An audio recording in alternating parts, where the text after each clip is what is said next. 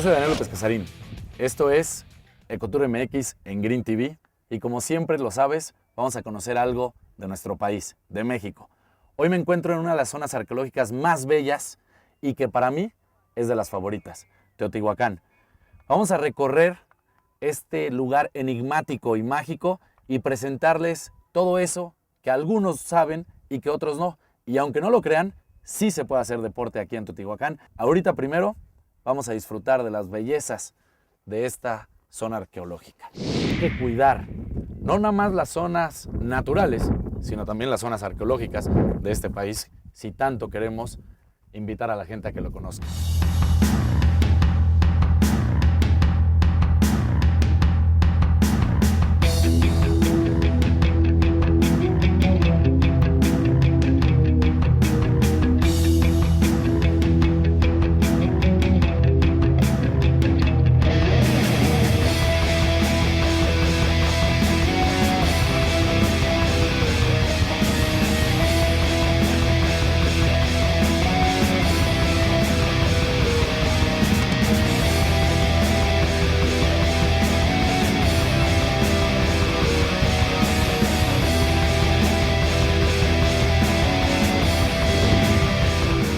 Bueno, ahora brincamos al estudio y en esta ocasión Enrique Vela, el editor de la revista arqueológica, está aquí conmigo. Enrique, muy buenas tardes, ¿cómo estás? Muy bien, Daniel. Qué bueno, qué gusto, Enrique, gracias por estar aquí con nosotros. Contrario.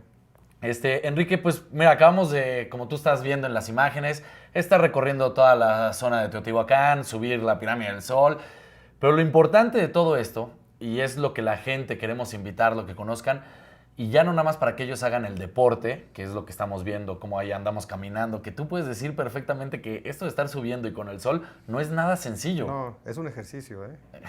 O sea, de veras es un ejercicio, porque son 100 y tantos de escalones. Exactamente. Y deja la subida, la bajada. La bajada. Pero bueno, aprovechando que estamos con todo esto de arqueología, con todo lo de historia, y que pues sí quiero presumir las revistas de arqueología, que la verdad pues ahorita que nos hagan un zoom, pues ahí está esta, por supuesto. Luego la de las culturas prehispánicas de México.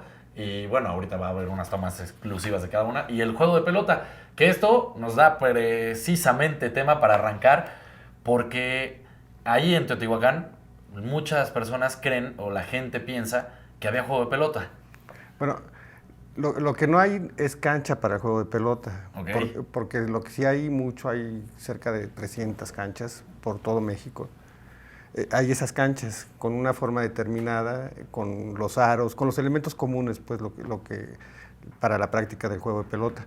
En Teotihuacán no se ha encontrado esa cancha. Algunos arqueólogos dicen que está donde estaba el estacionamiento principal, donde está el museo. Sí. Pero es muy poco probable, porque sería si fuera esa el juego de pelota, sería una cancha realmente enorme, o sea, fuera de proporciones. Pero sí sabemos que se jugaba el juego de pelota, o sea, el juego de pelota no es la única modalidad, la de la cancha que vemos, por ejemplo, en el Tajín, o en Monte Albán, en Xochicalco. Hay otras modalidades y no requieren cancha de juego de pelota, y parece que en Teotihuacán se jugaba una de esas. Recordarle a la gente, y aprovechando toda tu experiencia y conocimiento, cómo era el juego de pelota realmente y qué era lo que se jugaba cuando estas culturas, pues obviamente tenían los partidos de juego de pelota. Bueno, como cualquier juego de pelota en el mundo, tal vez era un poco más viable en la época prehispánica, porque a diferencia del resto del mundo, aquí contábamos con hule, había caucho, o sea, se podían hacer las pelotas que rebotaban, entonces saber bien que antes de la conquista en Europa y en Asia se jugaban con pelotas de madera o incluso con piedras, un poquito modo más salvaje, ¿no? Esa es la contribución, una de las primeras contribuciones de México al deporte. Entonces, eso permitía ciertas modalidades que están asociadas al hecho de que el objeto con el que estás jugando pueda rebotar y rebasarte fácilmente. Entonces, a lo mejor esa es la razón que llevó a construir canchas de juego, para que la pelota no se estuviera yendo. Como ahora que hacen alambradas. Claro, para que hasta ahí llegara la pelota. Entonces, en ese sentido, el juego de pelota pues, de México tiene muchas peculiaridades. Ahora, ¿cómo se jugaba? La verdad que tenemos muchas propuestas de cómo se hacía, pero sabemos mucho, tenemos muchísimos datos, pero no sabemos con precisión cómo se jugaba. Y en algunas teorías que también se tiene, Enrique, es que o el perdedor era el que sacrificaban o el ganador era el que sacrificaban. No, ahí hay una confusión porque algún cronista al registrar eso que te decía, que dijeron, juegan la pelota, la juegan así, pasa esto y esto, dijo que el ganador lo sacrificaban, pero eso no es cierto. Él es el único que lo dice, se equivocó. No hay modo de sacrificar al ganador.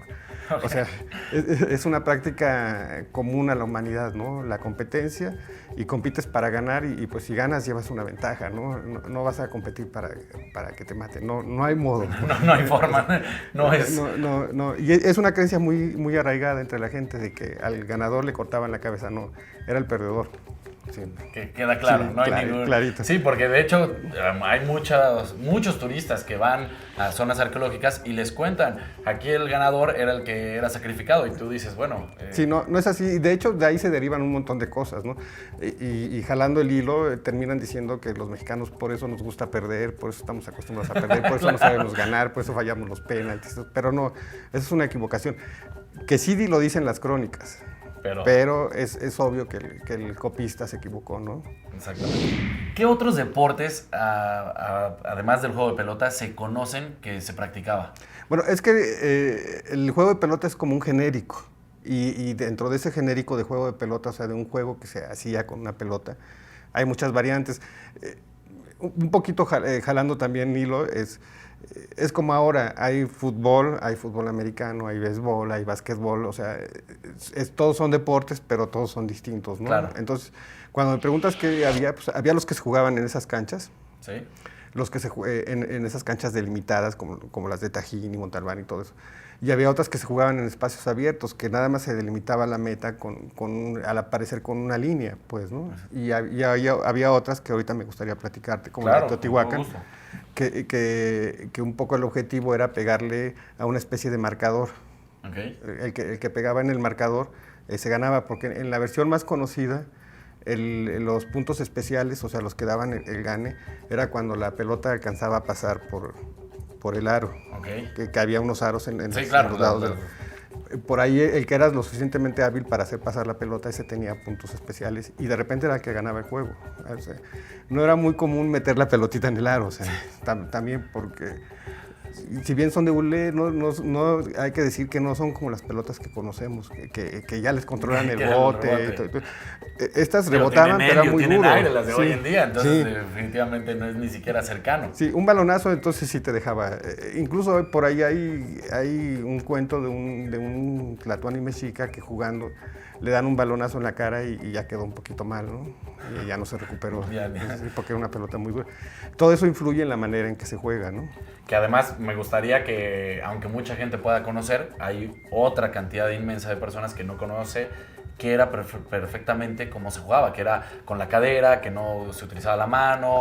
Había variantes. Indumentaria, ¿no? La más común, la más conocida es la que le podías pegar con las coyunturas, o sea, con los hombros, las rodillas y con la cadera. Okay. De hecho, ulama quiere decir juego de cadera. Es como la más conocida y esa es la que se jugaba en las canchas las grandes canchas, las que había que meterla por el aro. Pero también se usaban manoplas, por ejemplo, para aventar la pelota, con palos también. De hecho, en la variante que se jugaba en Teotihuacán era con bastones. Okay. Un poco dice, es un magnífico artículo del doctor Crobo que publicamos nosotros. Sí. Dice que un poco era como jugar hockey, pero sin las protecciones, ¿no? El hockey de pasto, sí, o sí. También, como estabas mencionando, pues el high alive previo. También, todo. Digo, tienes unas capacidades humanas definidas y tienes un instrumento similar. Es lógico que no importa la cultura que sea, el lugar del mundo que sea, pues le encuentras un uso similar, ¿no? Claro. Entonces, por eso los deportes en esencia, tienen las mismas formas, ¿sí? O sea, no importa la cultura. Tú puedes ir a ver los juegos del medioevo en Inglaterra. Ajá. O ejemplos de Asia, y bueno, les quitas el caballo, cosas así, pero están haciendo lo mismo, están compitiendo en equipo con el fin de lograr un objetivo, que siempre es superar al otro, ya sea meter un gol, claro, meterla por el aro, noquearlo. Dominar, sí. Esa es la esencia del deporte, a final de cuentas. Ahorita que dijiste noquearlo, había ¿Había luchas, había pleito en esos momentos? Así que se armara la bronca. Que se armara la bronca, que estuviera buena la gresca. Tito Villa que lo molesta. Me imagino que debe de haber pasado, porque es un juego con mucho contacto físico. Pero hay, hoy en día, que te digo que buena parte de lo que se hacía en la época prehispánica sabemos cómo se hacía por referencia a lo que se hace ahora. Ajá. Hoy en día en Citlana, un pueblo en Guerrero, se lleva un ritual que tiene la misma intención que tiene el juego de pelota y todo, pero aquí no juegan a la pelota, sino que de los distintos barrios del pueblo se enfrentan a golpes. Okay. Porque la idea es que cuando sangras, lo que estás haciendo es donar tu sangre a la tierra y los dioses te van a retribuir regalándote lluvia. Teotihuacán es una zona arqueológica muy, muy particular. Es la más grande de todas las épocas. O sea, después de Teotihuacán no hubo nunca ninguna de ese tamaño, de esas dimensiones. Tenochtitlán iba para allá, pero se interrumpió el proceso. Entonces, yo siempre he dicho que si quieres visitar Teotihuacán, pues tómate unos 4 o 5 días. Porque la verdad es que si visitarlo todo sí se puede, todo claro, de un golpe, y es un muy buen ejercicio. Pero sí, hay que tener en mente que sería bueno tomarse varios días. Ahora que me dices, ¿qué no te puedes perder? La Ciudadela. La Ciudadela es un monumento único en su género. Es un espacio con una armonía que no encontramos en ningún otro lado. Y bueno, las dos grandes pirámides, que son la pirámide del Sol, para muchos tal vez la más grande de toda la época prehispánica, y la pirámide de la Luna, un poquito más chica, pero igualmente un monumento impactante. La más antigua de los dos es la pirámide del Sol. Entonces, ese volumen se consiguió casi que de un golpe, o sea, no la construyeron en etapas como muchos otros edificios. Ese lo hicieron de un golpe, durante cientos de años, pero bueno. Y hay un desnivel entre donde está situada la pirámide del Sol y la pirámide de la Luna, pero la cosmogonía dictaba que tenían que tener el mismo rango visual, o sea, tendrían que estar a la misma altura. Entonces, si tú te fijas, la pirámide de la Luna es un poco más chica, sí, claro, pero necesitaba tener como la misma inclinación, pero como el espacio es menor, entonces quedan las escaleras más inclinadas.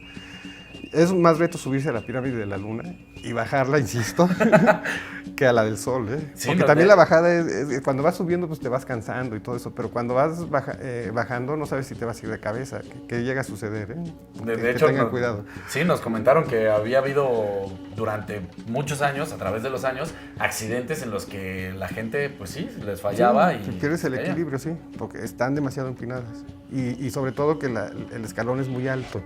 Entonces, hay también cualquier clase de inventos empiezan a dar ahí, ¿no? Que eran gigantes y que pisaban muy alto, ¿no? Fue una necesidad estructural nada más. Perfecto.